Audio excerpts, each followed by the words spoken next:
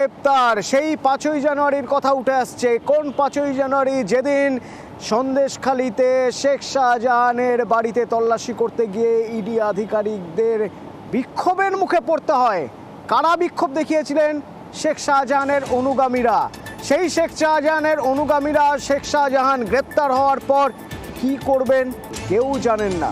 তাই 144 ধারা, সন্দেশখালীর 23টি জায়গায় 144 ধারা, কোনো রকম কোনো শান্তির ব্যাঘাত যদি ঘটায় কেউ, তাহলে বিপদে পড়বে। কোনো রকম কোনো অপ্রীতিকর পরিস্থিতি যাতে তৈরি না হয় তার জন্য 144 ধারা 23টি জায়গায়, সন্দেশখালী 23টি জায়গায় শাহজাহানের গ্রেপ্তারের পরেই 144 ধারা জারি করা হলো। মাইকিং করে টোটোতে করে মাইকিং করতে করতে সে কথা জানিয়ে দেওয়া হলো।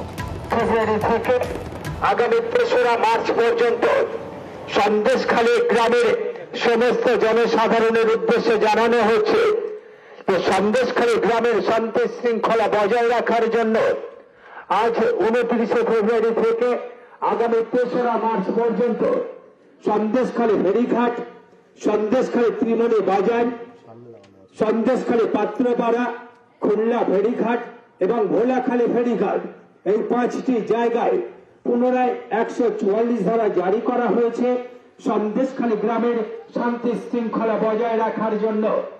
তাই সমস্ত জনসাধারণের কাছে প্রশাসনের পক্ষ থেকে অনুরোধ করা হচ্ছে এই আইন মেনে চলতে বিশেষভাবে অনুরোধ জানাচ্ছি।